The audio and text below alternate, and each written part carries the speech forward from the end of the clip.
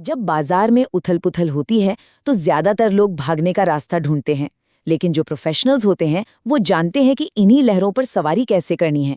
तो आज हम वही प्रो प्लेबुक खोलने वाले हैं ताकि इस उतार चढ़ाव को समझकर इसका फायदा उठाया जा सके। मार्केट मंडली में आप सभी का बहुत बहुत स्वागत है। ये वो जगह है जहां हम सब मिलकर बाजार की हर चाल को समझने की कोशिश करते हैं। तो सीधा सवाल आज का ये है, जब बाजार में जबरदस्त हलचल हो तो क्या एक रिटेल ट्रेडर के तौर पर हम बस साइड में बैठकर सब कुछ देखते रहें, या हमारे पास भी बड़े इंस्टीट्यूशनल प्लेयर्स को मात देने का कोई तरीका है? माहौल में टेंशन क्यों है, इसका अंदाजा इस एक नंबर से लगाइए। हाल ही में इंडिया विक्स, जिसे हम बाजार का डर का मीटर या फियर गेज भी कहते हैं, वो 23% तक उछल गया और ये साफ संकेत है कि बाजार में अनिश्चितता और बेचैनी दोनों बढ़ गई हैं। और देखिए, ये डर सिर्फ हवा में नहीं है। जियोपॉलिटिकल टेंशन की वजह से निफ्टी 50 में जो गिरावट आई है, उसने कई लोगों के पोर्टफोलियो में लाल निशान छोड़ दिए हैं। तो इस चुनौती को एक मौके में कैसे बदलें, आज हम इन 6 हिस्सों में पूरा गेम प्लान समझेंगे। बाजार की मौजूदा हालत से लेकर प्रोफेशनल्स की स्ट्रैटेजी क्या है, पोर्टफोलियो को कैसे मैनेज करना है, और हाँ, आने वाले हफ्ते के लिए निफ्टी 50 के वो कौन से लेवल्स हैं जिन पर खास नजर रखनी है। चलिए शुरू करते हैं। तो सबसे पहला सेक्शन, बाजार का बढ़ा हुआ तापमान। सबसे पहले ये समझते हैं कि बाजार में ये बेचैनी आखिर है क्यों।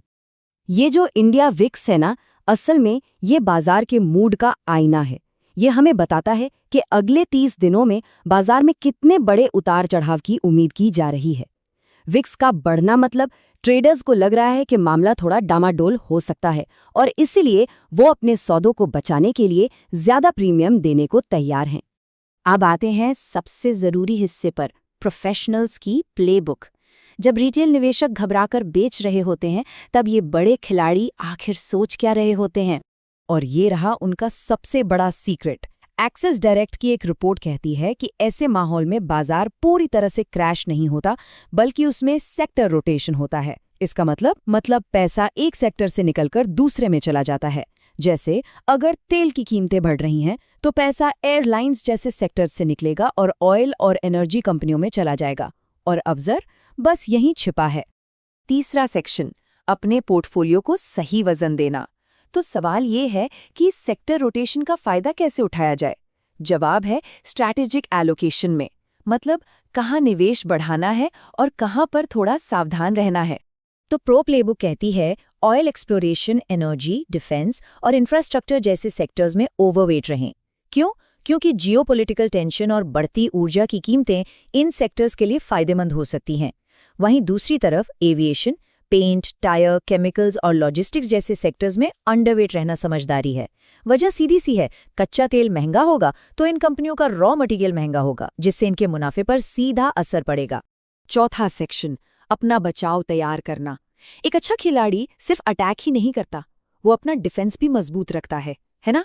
मतलब अपनी जमा पूंजी को बाजार के इन झटकों से कैसे बचाया जाए। इसके लिए प्रोफेशनल्स अपने पोर्टफोलियो में डिफेंसिव सेक्टर्स को शामिल करते हैं। इनमें आते हैं बैंकिंग, आईटी, हेल्थ केयर और मजबूत कंजम्पशन वाली कंपनियां।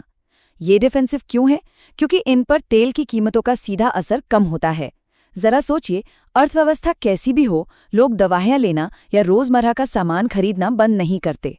बस यही बात इन सेक्टर्स को बाजार के तूफान में एक मजबूत सहारा देती है।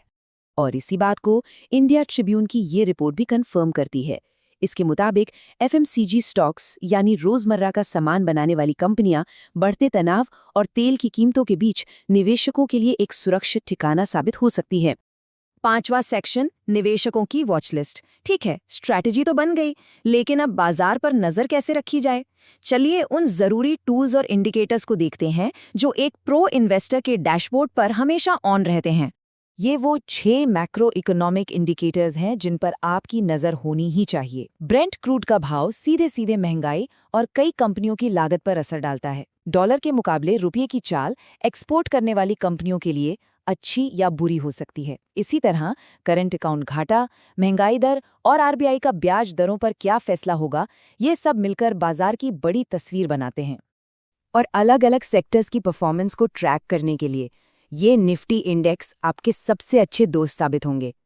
किसी एक स्टॉक को नहीं, बल्कि पूरे सेक्टर के ट्रेंड को देखना है। निफ्टी एनर्जी से लेकर निफ्टी बैंक तक ये इंडेक्स आपको आसानी से बताते हैं कि स्मार्ट मनी कहाँ जा रहा है। मेरी सलाह है, अपनी ट्रेडिंग ऐप में इनकी एक वॉच लिस्ट जरूर बना लें।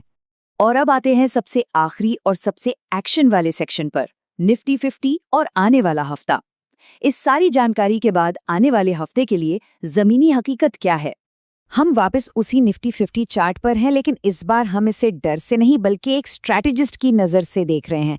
इस चार्ट पे कुछ खास लेवल्स हैं जहां खरीदार और बिकवाल आमने सामने होंगे। एक्सिस डायरेक्ट की टेक्निकल रिपोर्ट के हिसाब से 27 अप्रैल 2026 से शुरू होने वाले हफ्ते के लिए निफ्टी 50 के लिए नीचे की तरफ 23,900 और 23,500 एक मजबूत सपोर्ट जोन है। मतलब अगर बाजार गिरता है तो यहां से बाउंस बैक की उम्मीद की जा सकती है। वहीं ऊपर की ओर 24,750 और 25,000 एक बड़ा रेजिस्टेंस है, जहां प्रॉफिट बुकिंग देखने को मिल सकती है। ये लेवल्स आपके आने वाले हफ्ते के ट्रेड्स की प्लानिंग के लिए बहुत ज़रूरी हैं। तो आप जब प्रोफेशनल्स की ये प्लेबुक आपके हाथ में है तो फैसला आपका है। क्या आप बाजार के इस उतार चढ़ाव को एक खतरे की तरह देखेंगे या एक शानदार अवसर की तरह? मार्केट मंडली कम्युनिटी का हिस्सा बनने के लिए आप सबका दिल से शुक्रिया। साथ मिलकर सीखने और कमाने का ये सफ़र ऐसे ही जारी रहेगा। अगर ये विश्लेषण पसंद आया हो तो सब्सक्राइब करना ना भूलें, इसे अपनी दोस्तों के साथ शेयर करें, लाइक करें और सबसे ज़रूरी कमेंट्स में हमें बताएं कि इस वॉलेटाइल बाजार में आपकी क्या स्ट्रैटेजी है। हम आपके जवाब का इंतज़ार करेंगे।